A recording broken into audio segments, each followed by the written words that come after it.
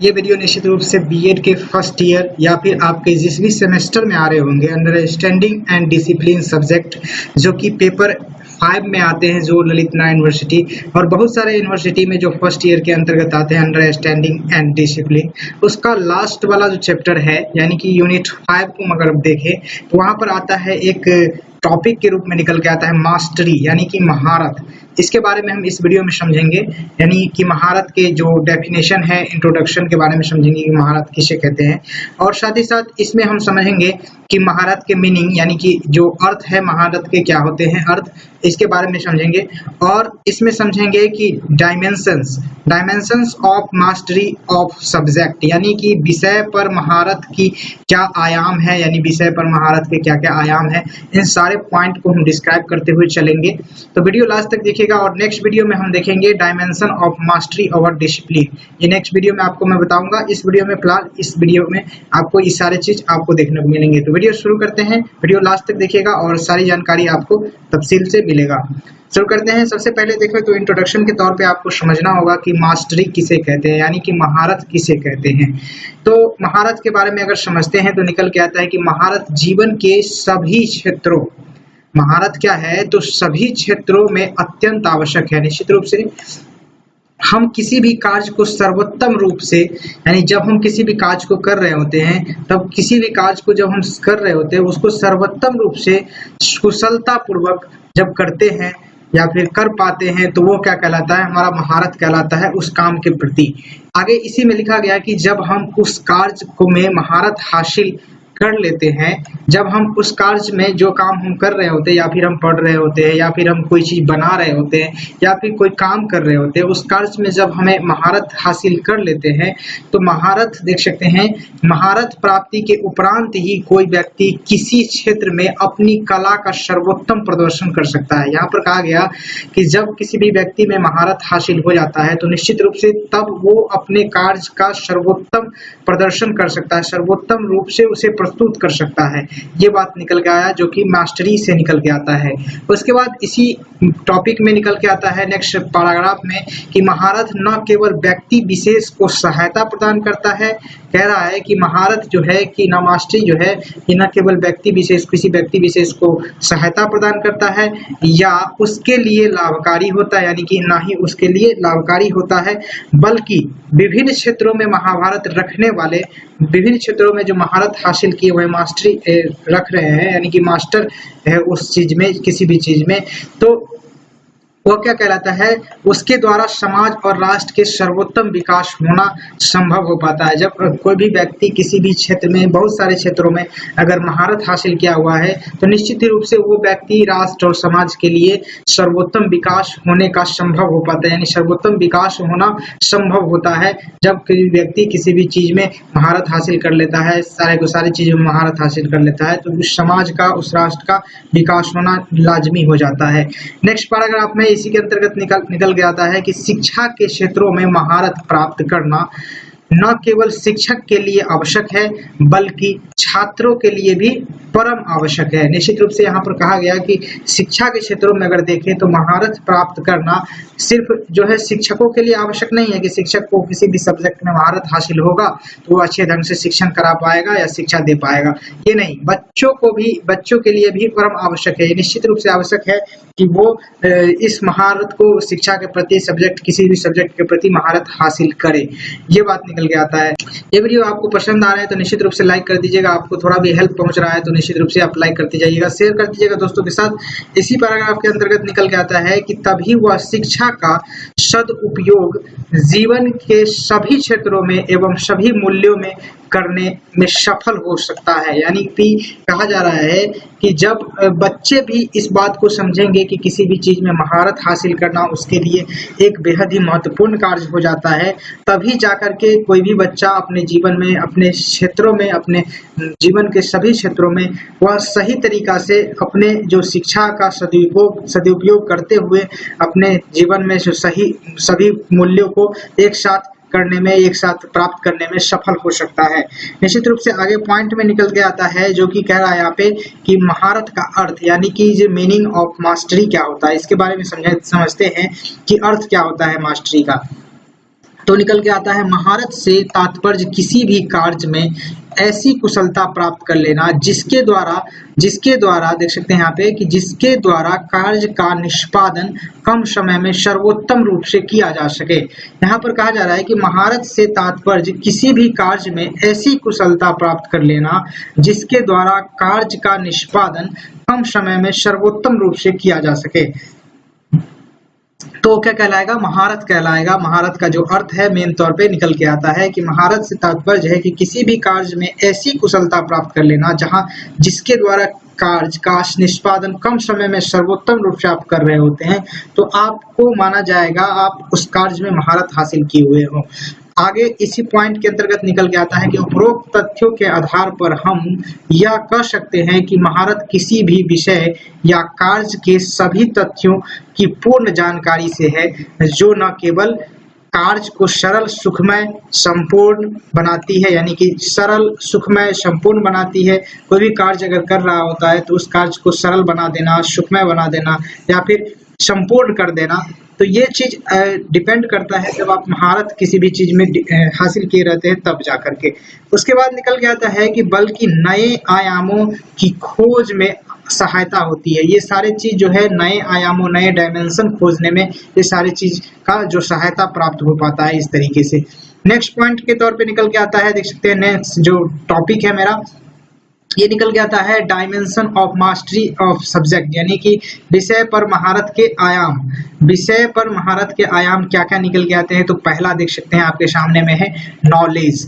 Knowledge यानी कि ज्ञान। अब ज्ञान के बारे में डिस्क्रिप्शन को समझेंगे, पहले तो पॉइंट देख लें या फिर डिस्क्रिप्शन समझते चलते हैं। डिस्क्रिप्शन में नॉलेज के बारे में कहा गया है कि किसी भी महारत हासिल करने का यह पहला स्तर होता है। नॉलेज, कोई भी चीज में अगर आप महारत हासिल कर रहे होते हैं तो निश्चित रूप से आपको चाहिए कि उस चीज का, उस सब्जेक्ट का, उस कार्य का आपके पास अच्छे तरीके से नॉलेज होना चाहिए। ये एक पहला स्तर होता है जिसके बिना महारत जो हासिल करना संभव नहीं हो पाता है।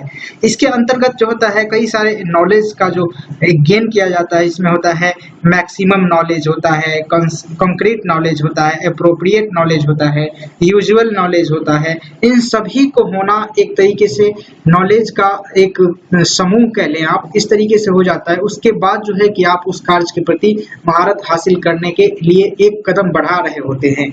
नेक्स्ट पॉइंट निकल के आता है जो कि है अंडरस्टैंडिंग। अंडरस्टैंडिंग में लिखना होगा आपको कि अंडरस्टैंडिंग मतलब क्या होता है। अंडरस्टैंडिंग मतलब बोध। बोध यानी कि समझ, आप समझ रहे हैं उस चीज को, अंडरस्टैंड कर रहे हैं। अंडरस्टैंडिंग के मतलब क्या होता है, इसमें आपको लिखना क्या होगा कि लिखने होंगे यहाँ पे कि केवल ज्ञान को प्राप्त कर लेना महारत नहीं हो सकता, बल्कि उसकी बौद्धिकता, उसकी जो समझ है उसको जानना जो महारत के लिए परम आवश्यक है, जिसके जो है विभेदी क्षमता ज्ञात होता है, यानी कि जो उसका जो क्षमता है, जिसके विभेदी क्या होता है तो उसकी क्षमता के अनुरूप ही वह किसी भी चीज को समझ सकता है। ये बात कहा जा रहा है कि जो केवल ज्ञान प्राप्त कर लेने से महारत हासिल नहीं होगा, लेकिन उस चीज को, उस ज्ञान को समझना, उस ज्ञान को अपने विचार में लाना, ये सारे चीज निकल के आता है, तब जाकर अंडरस्टैंडिंग की बात निकल के आता है, जिससे कि महारत हासिल कर पाते हैं हम लोग। नेक्स्ट जो पॉइंट है निकल के आता है कि एप्लीकेशन, यानी कि प्रयोग या फिर कह लें आप अनुप्रयोग। ये भी होता है कि जब हम उस विषय को उपयोग में लाते हैं तथा तभी वह उस विषय की महारत हासिल कर पाते हैं। यानी कि जब हम किसी भी विषय का, जब हम किसी भी चीज को समझ लेते हैं, उसका हम ज्ञान हासिल कर लेते हैं, उसके बाद उस सारे चीजों को जब तक हम अनुप्रयोग नहीं कर पाते हैं, उस सारे चीजों का हम प्रयोग नहीं कर पाते अपने जीवन में, तब तक हम उस चीज के बारे में अच्छे तरीके से जान नहीं रहे होते हैं कि वो चीज क्या है, उस चीज के बारे में हमको क्या फायदा मिला जान करके। ये चीज निकल के आता है। उसके बाद है स्किल। चौथा पॉइंट निकल के आता है यहाँ से स्किल, यानी कि कुशलता।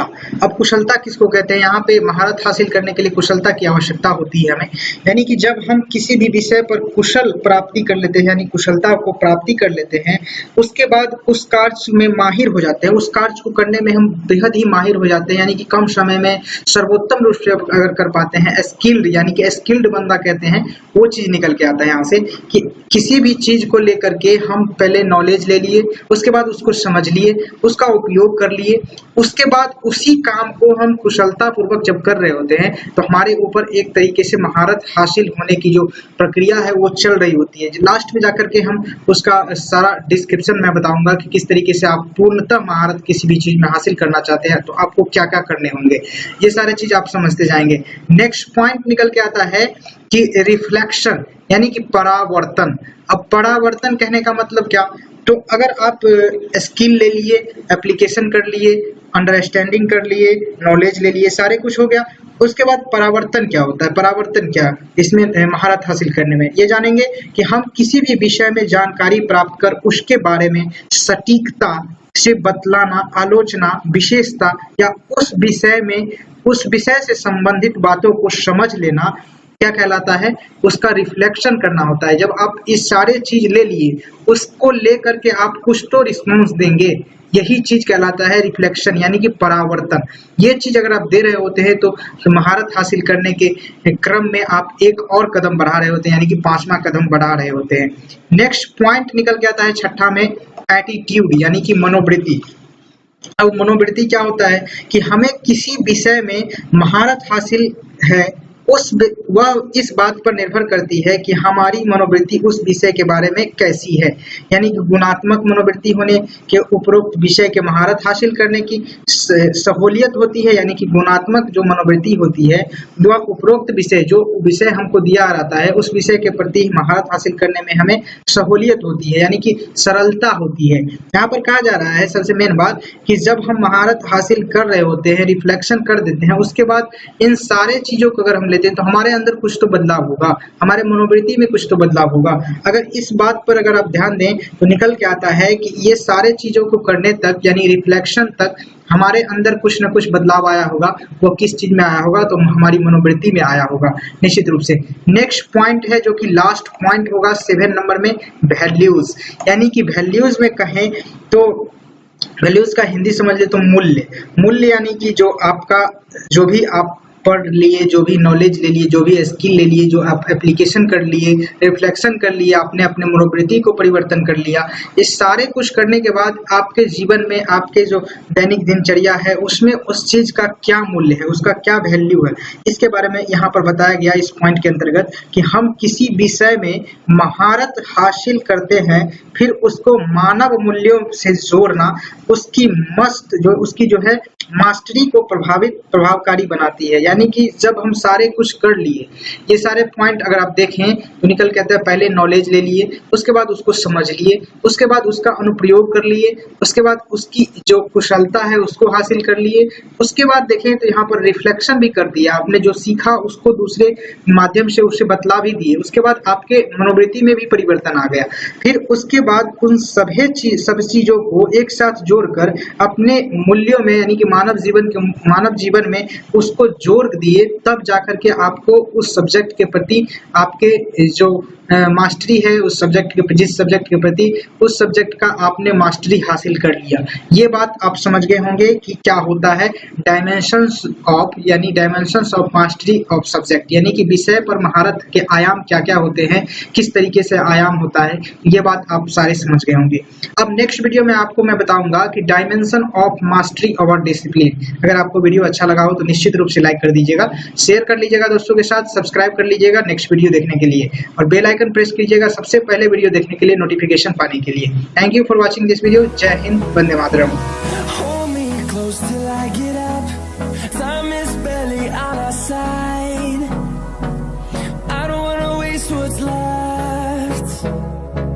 Storms we chase are leading